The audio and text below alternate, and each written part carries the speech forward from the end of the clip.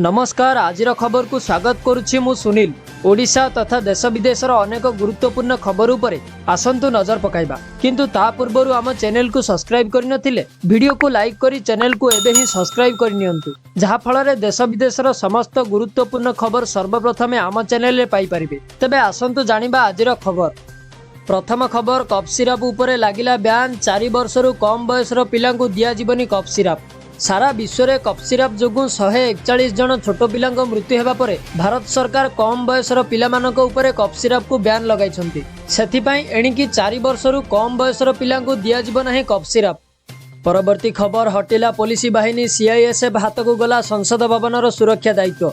Parliament सुरक्षा रे व्यापक त्रुटि देखादेबा परे सरकार एक बड़ निष्पत्ति नैछन्ति। पूर्वरु संसद भवनर सुरक्षा दायित्व दिल्ली पुलिस हाथ रे थिला, किंतु सरकार एबे संसद भवनर सुरक्षा व्यवस्था को सीआईएसएफ हाथ को स्थानांतर करने को निष्पत्ति नैछन्ति। परवर्ती खबर, हॉलीवुड अभिनेता अनुभव महांती को मिलिला विवाह विच्छेदर अनुमति। सांसद अनुभव महांती आवेदन आधार में ओडिशा हाईकोर्ट अनुभव महांती और वर्षा विवाह विच्छेद को अनुमति देइछन्ति। पूर्वरु फैमिली कोर्ट एही विवाह विच्छेद को अनुमति देइ नथिले मध्य फैमिली कोर्टक राय को खारज करी विवाह विच्छेद पई अनुमति देइछन्ति हाईकोर्ट।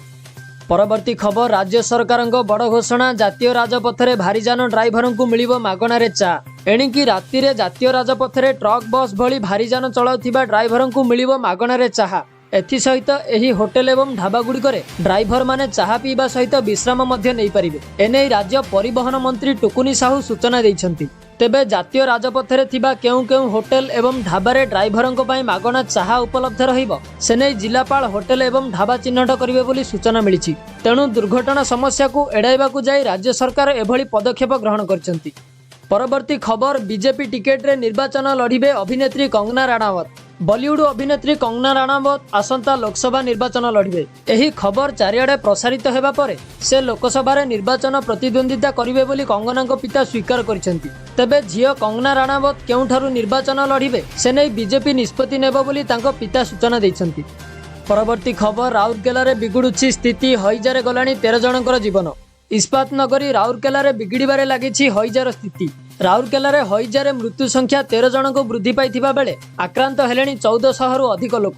सरकारी भाबे मृत्यु संख्या 6 कुहा जाउथिले मध्य प्रकृत रे मृत्यु संख्या 13 जन बोली सूचना रहिछि। तेबे गुरुतर कथा हेउछि झाड़ा बांती एबे स्मार्ट सिटी रो समस्त 40 टी जाक वार्ड को व्यापी गलानी। अन्यपटे गतकाली स्वास्थ्य सचिव शालिनी पंडित एवं राज्य जनस्वास्थ्य निर्देशक निरंजन मिश्र राउरकेला रे पहुंची स्थितिर अनुध्यान करिसेंति। एथि सहित 2 रु 3 दिन मध्य स्थिति नियंत्रण होइजिबो बोली स्वास्थ्य सचिव कहिसेंति।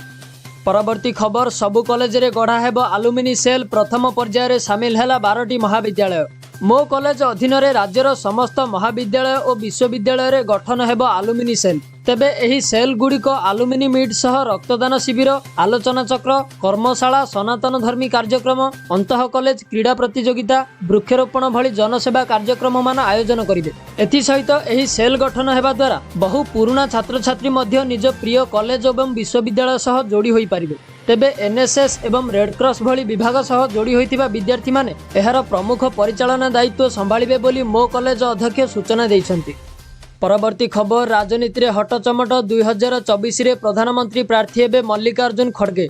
2024 रे प्रधानमंत्री मोदी को कड़ा टक्कर देबा पई इंडिया मेंट नुआ रणनीति प्रस्तुत करुछि। इंडिया मेंटर चतुर्थ बैठक रे कांग्रेस अध्यक्ष मल्लिकार्जुन खड़गे को मेंटर प्रधानमंत्री प्रार्थी करने को ममता बनर्जी एवं अरविंद केजरीवाल प्रस्ताव रखिथिले। तेबे एभली प्रस्ताव को इंडिया मेंटर समीक्षक माने मध्य सहमति प्रकाश करिसेंति।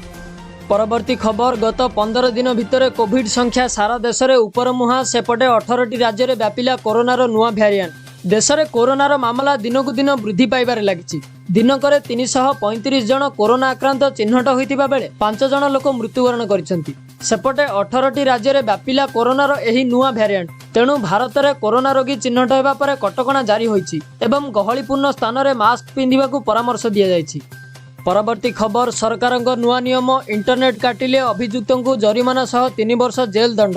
देश में मोदी सरकार प्रत्येक उपभोक्ता निकटक इंटरनेट सेवा जोगाइबाकु चाहुछंती। एथिपाई सरकार प्रत्येक गाँव को इंटरनेट सहित संजोग करुछंती। सेथिपाई टेलीकॉम बिल 2023 रे केंद्र सरकार नूतन व्यवस्था जोड़िछंती। एही नुआ आईन अनुसार जदि जड़े व्यक्ति मोबाइल संजोग तार एवं ऑप्टिकल फाइबर भली डिजिटल भित्तिभूमि काटंती किंबा आंदोलन एवं दंगा समय रे मोबाइल टावर को नष्ट करी इंटरनेट सेवा ब्याहत करंती तेबे तांकू जरिमाना सहित 3 वर्ष पई जेल पठा जाई परिबो। परवर्ती खबर महंगारू मिलुनी आश्वस्ति जोगाण कम हेबारू 15 वर्षरू उच्च स्तर रे पहुंचिला चाउल दर।